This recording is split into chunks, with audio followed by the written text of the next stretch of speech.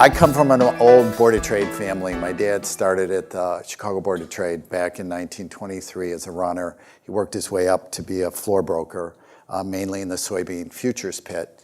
And since I was a little boy, 4 years old, 5 years old, as long back as I can remember, my dad started taking me downtown to the exchange. And I just loved the feel of the trading floor.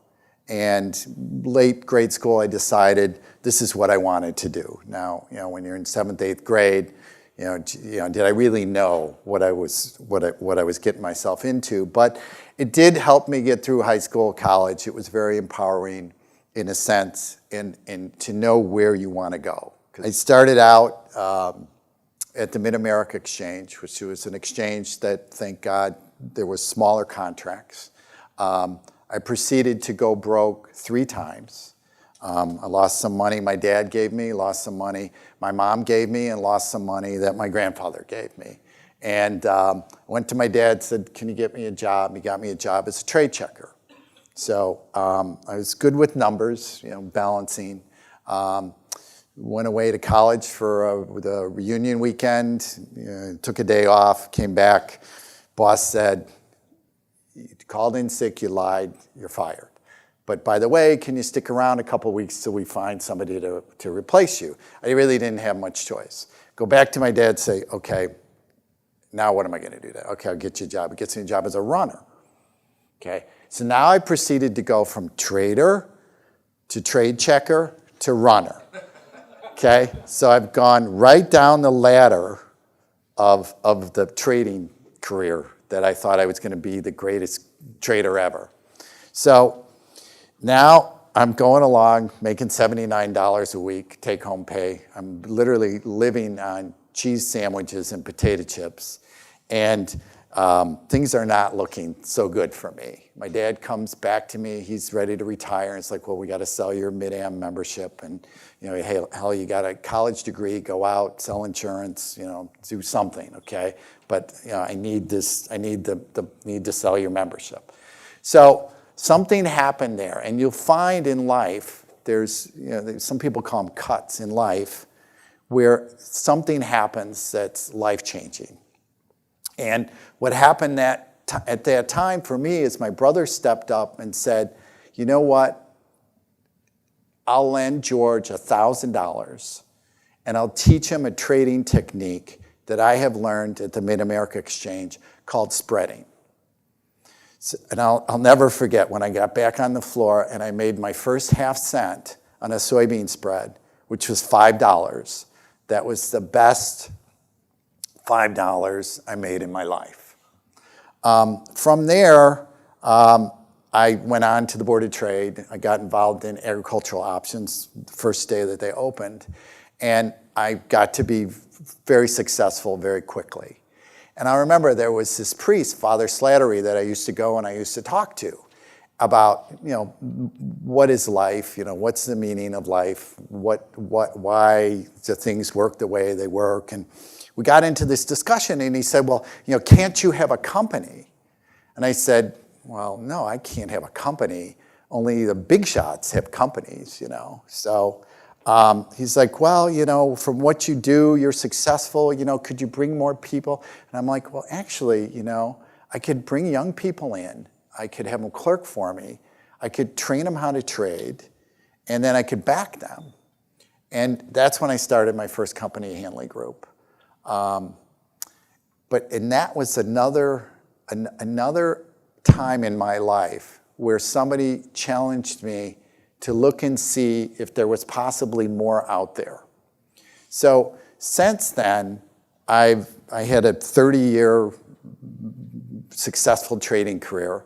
I started 3 trading companies, Hanley Group, which I sold to FC Stone a little over 3 years ago, Blink Trading, that I sold to Getco back in 2002, and then Infinium Capital Management, which I started with some of my proteges back in 2001. So as time was going on and I had these blessings, this success come my way, I started to think about, again, what does this all mean? And I started to come to the conclusion that this is, at some level, it's not really about me.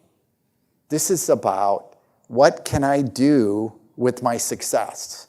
So one thing I was always very good at throughout my business career was leveraging things. I traded in commodity option markets, which you have a tremendous, and back then even more so, a tremendous amount of leverage. And so I started to think about how can I leverage my success? And I started to think about some of the small gifting that I had done over the years. And it really, really dawned on me that this was the purpose of all of this, is how am I going to give this back to the community? And where am I going to give this back in the community? And it came to me that just like my brother stood up and supported me, because where would I be if it wasn't for him believing in me and supporting me with that $1,000 loan back in 1979. And so what I started to explore was what could be done and what was the effect of giving back to younger people and giving back through mainly scholarships. So I formed the Hanley Foundation. It's now the George and Amanda Hanley Foundation. And the main charge of the foundation is we give out scholarships.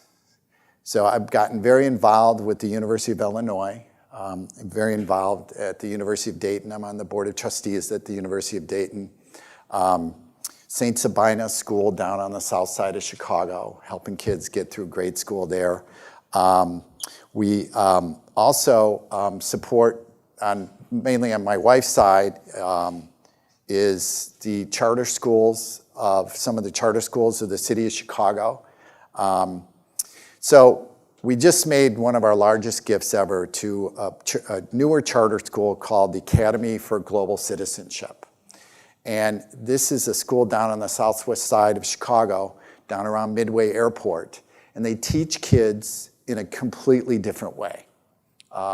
They teach kids math by teaching them about nutrition. They teach kids science about teaching them about the environment. They give the kids 3 organic, locally sourced meals a day. A completely different kind of concept insofar as teaching goes. And why did we give that gift to that school? Because Sarah Elizabeth, who's the founder of the school, brilliant woman, she needed one big gift to then turn around and leverage to raise the rest of the money to build out her new campus.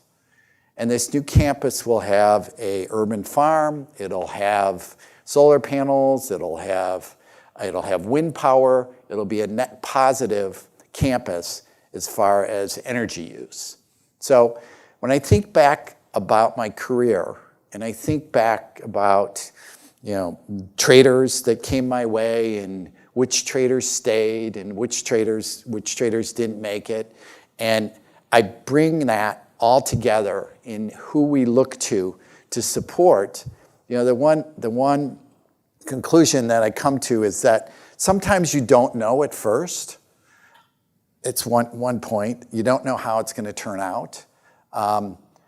2, if you stick with people and if they have the right heart, good things will happen.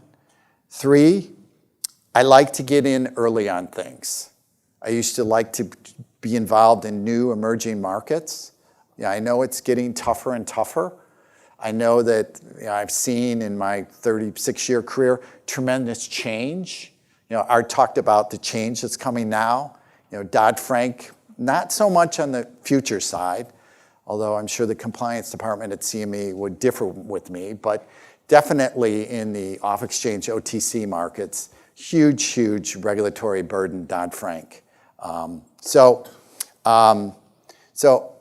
all in all, it's been a great career for me, and I'm really loving this next step in my career, which is this philanthropic side and figuring out how to leverage my gifting to have that ripple effect with young people, empowering them with an education to go out and do great things.